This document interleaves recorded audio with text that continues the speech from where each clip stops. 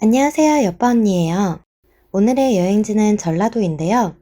전라도에서 꼭 가봐야 할 명소 외에 SNS에서 핫한 명소, 그리고 숨겨진 명소까지 2박 3일 일정에 가득 채웠습니다. 지금부터 후회하지 않을 전라도 여행 코스 알려드릴게요.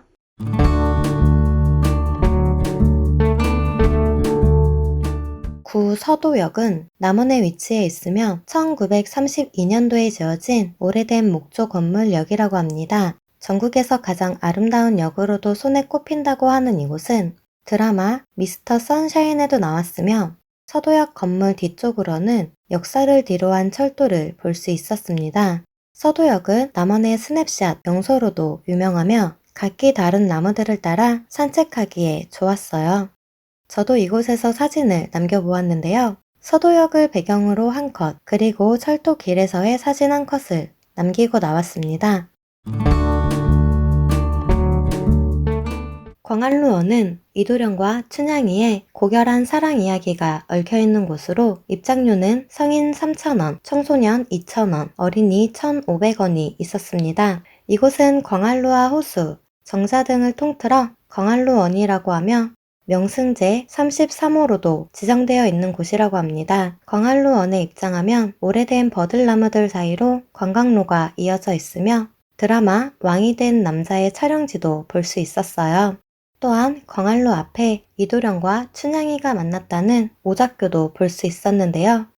많은 사람들이 이곳에서 사진 찍기 바빴어요. 저 역시 이곳에서 사진 한 장을 남기고 광안루로 이동해 보았습니다. 광안루는 보물 28호로 광안루원에서 가장 오래된 정각이며 정류재란 때 이곳의 아름다운 모습을 본 일본인들에 의해 불에 타 소실되었다가 광복 이후 지역 유지분들에 의해 보수되어 지금의 모습을 볼 수 있게 되었다고 합니다. 광안루원은 많은 역사와 사연이 있는 곳으로 아이들과 함께 오신 분들도 많았으며 연인과 함께 예쁜 사진을 남기시는 분들도 많았습니다. 드라마 왕의 남자가 촬영되었던 다리 포인트의 경우 어찌나 인기가 좋은지 줄을 서서 기다렸네요.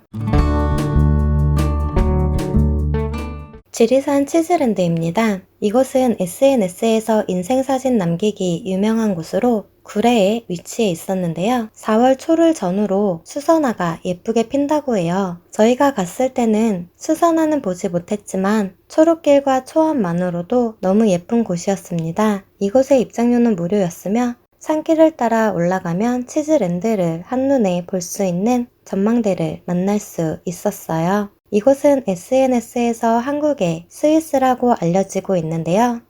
실제로 치즈랜드에 와보니 왜 그렇게 불려지는지 알 것 같더라고요. 몇몇 분들은 이곳에서 피크닉도 즐기고 계셨는데요. 가족, 그리고 연인, 친구들과 이곳에서의 피크닉을 즐기고 계신 모습이 매우 행복해 보였어요. 치즈랜드는 아이들을 위한 프로그램도 있었는데요. 저는 보지 못했지만 양과 토끼를 볼 수 있는 곳이 있다고 하며 치즈 만들기 체험도 할 수 있다고 하니 참고하세요.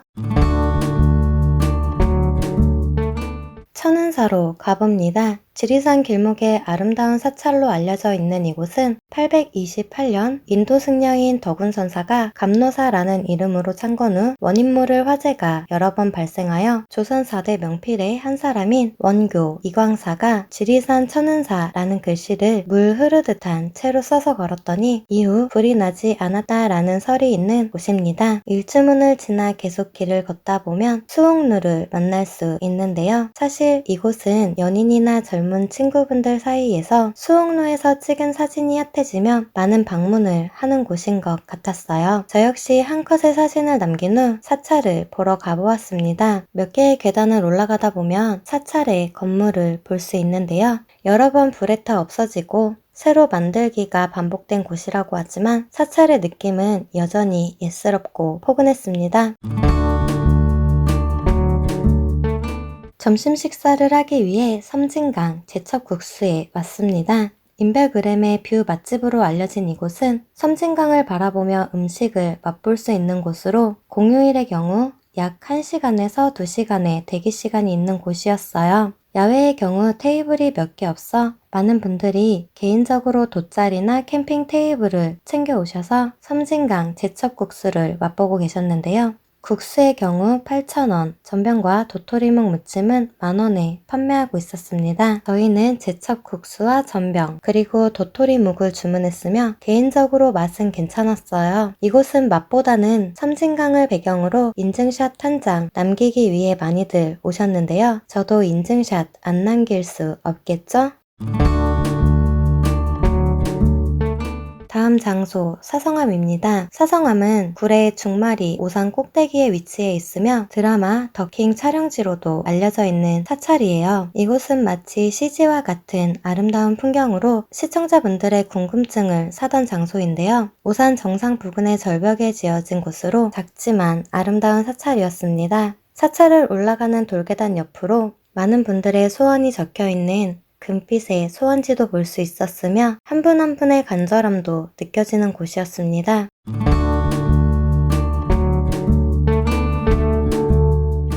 메타세콰이아 가로수길입니다. 사시사철이 아름답지만 특히 가을 단풍이 예쁜 곳이라고 합니다. 총 2km 이상의 관광 코스로 되어 있으며 성인 2,000원, 청소년 혹은 군인은 1,000원, 어린이는 700원의 입장료가 있었습니다. 저는 이곳을 들어가 보지 않았지만 메타세콰이아 가로수길 코스에는 다양한 구경거리도 있다고 하니 참고하세요.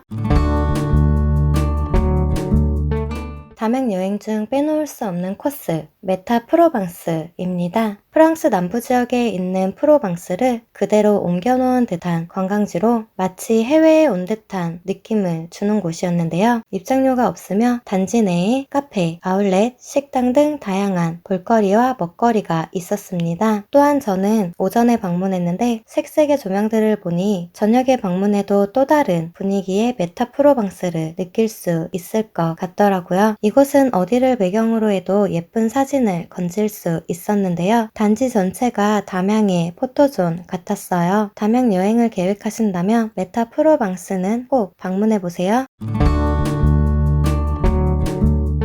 점심 식사를 하기 위해 국수거리로 가봅니다. 담양하면 국수거리 역시 빠질 수 없는데요. 많은 상가들 사이에서 저희는 백종원의 3대 천왕에서 소개된 맛집 진미국수에서 점심 식사를 하기로 했습니다. 멸치국수와 열무 비빔국수를 주문했는데요. 가격은 매우 저렴했으며 양이 굉장히 많았어요. 다만 맛은 너무 기대를 했던 탓인지 그냥 흔한 맛이었습니다. 맛의 평가는 어디까지나 개인적이니 참고해주세요.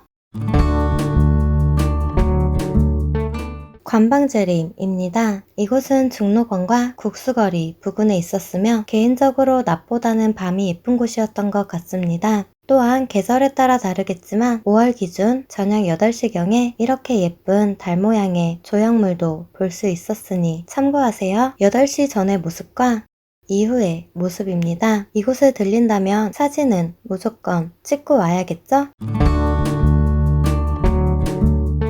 담양의 대표 관광명소 중로관입니다. 이곳은 성인 3,000원, 청소년 1,500원, 초등학생 1,000원의 입장료가 있는 곳으로 총 2.4km의 대나무 산책로가 있는 곳이에요. 중로관은 2005년 3월에 개원했으며 중림욕을 즐기기 위해 많은 관광객들의 방문이 이어졌는데요. 대숲의 바람이 심신의 청량감을 불어넣어 주었으며 푸른 댄잎을 통과하는 따뜻한 햇살을 보니 신비로움까지 느껴지는 곳이었습니다. 중림욕의 효능으로 음이온이 많이 발생하여 혈액을 맑게 해주고 저항력도 증가시켜주며 우리의 몸을 알파 상태로 만들어준다고 해요. 때문에 뇌파 활동이 완화되며 산소량이 많아 스트레스 해소에도 도움을 준다고 합니다. 중로권을 걷다 보면 중간중간 많은 포토존도 볼 수 있으니 이곳에서 추억 한 장도 남겨보시면 좋을 것 같아요. SNS의 담양 카페 미각입니다. 중로관에서 차량으로 약 5분 거리에 위치해 있는 이곳은 포근함이 느껴지는 카페였어요. 다양한 음료와 간단한 베이커리가 준비되어 있었으며 인테리어가 예쁜 카페였는데요. 바로 이 자리, SNS에 많이 올라온 사진의 자리입니다. 큰 창이 매력적으로 시골스러운 뷰가 이질감 없이 잘 어울리는 곳이었어요. 담양 여행 중 저희 엄마가 가장 좋아했던 추억의 골목입니다. 7080 향수에 젖어들게 만드는 관광지로 이미 TV나 SNS에서 많이 보셨을 것 같은데요. 입장료는 성인 7,000원, 소인 5,000원이 있었습니다. 이곳에 입장해보니 정말 예스러움이 그대로 느껴지며 소품 하나하나가 정말 신기했어요. 입장 후 가장 먼저 눈에 띈 전국 노래자랑 세트장입니다. 이곳에 올라가 사진 한 장을 남겨보았는데요. 엄마의 말로는 추억의 골목의 경우 1970년에서 80년대를 그대로 옮겨놓은 것 같다고 하셨어요. 생각보다 규모가 매우 컸으며 다양한 볼거리와 중간중간 체험을 할 수 있는 공간들도 있었어요. 세트장 안 분위기에 맞는 마네킹들도 그 시절의 분위기를 내주는 데 한몫하고 있었으며 다양한 매장들은 모두 포토존이 될 수 있었습니다. 골목 한 곳 한 곳 옛날의 느낌을 어찌나 잘 살렸던지 이곳을 돌아보며 이곳의 소품을 어떻게 구했을까 대단하게까지 하더라고요. 많은 분들이 교복을 대여하여 사진도 남기고 계셨는데요.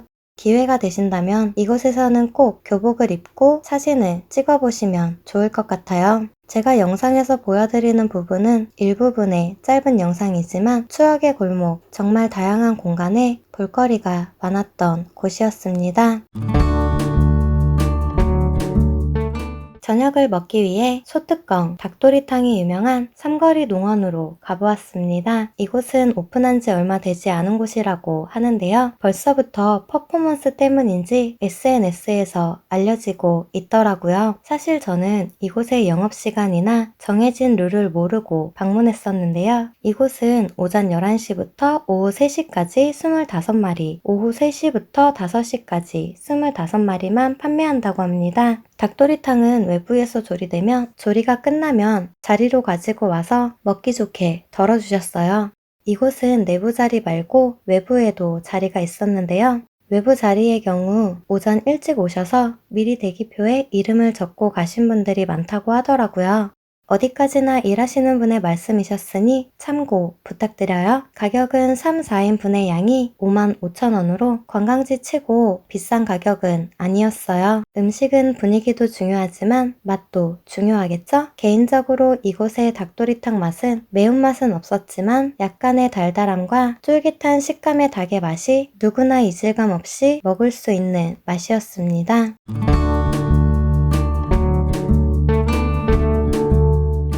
전라도의 대표 음식 중 하나인 떡갈비를 먹기 위해 금수 한방가든에 왔습니다. 저희는 한방 한우 떡갈비 정식과 한방 대통밥 정식을 주문했는데요. 음식이 어찌나 많이 나오던지 한 상에 다 차려지지 못하더라고요.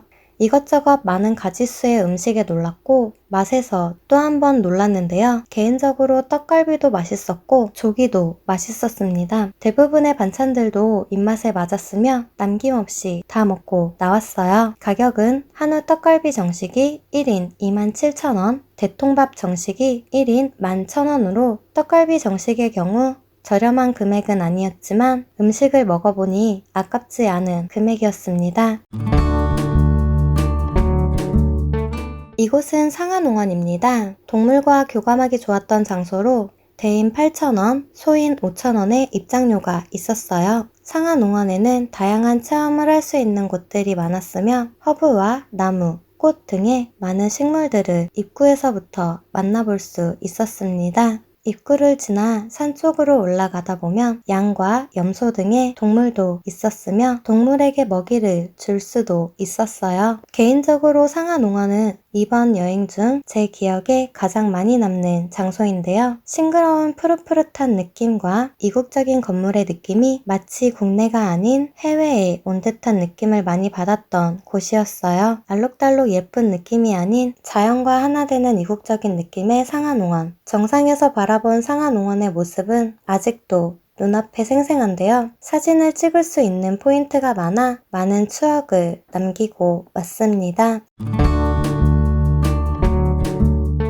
다음 장소 학원농장입니다. 이곳은 계절에 따라 청보리밭을 보거나 메밀꽃을 볼 수 있는데요. 제가 갔을 때는 청보리밭을 볼 수 있었습니다. 드라마 도깨비 촬영지로도 유명한 이곳은 SNS에서도 핫한 명소가 되었는데요. 청보리밭은 처음 보았는데 파란 하늘과 함께 본 청보리밭은 답답한 마음을 뻥 뚫어주는 듯한 느낌이었어요. 청보리밭을 따라 걸어 올라가면 작은 오두막 하나를 볼 수 있는데요. 이곳에서 인생사진 하나 건지고 왔습니다. 도깨비 촬영 장소인 이곳에 많은 사람들이 모여 사진 찍기 바빴는데요. 개인적으로 저는 청보리밭 사이에서 찍은 사진이 더 마음에 들었어요. 이곳에서 약 1시간 정도의 산책을 한 후 전라도 여행의 일정을 마무리하였습니다.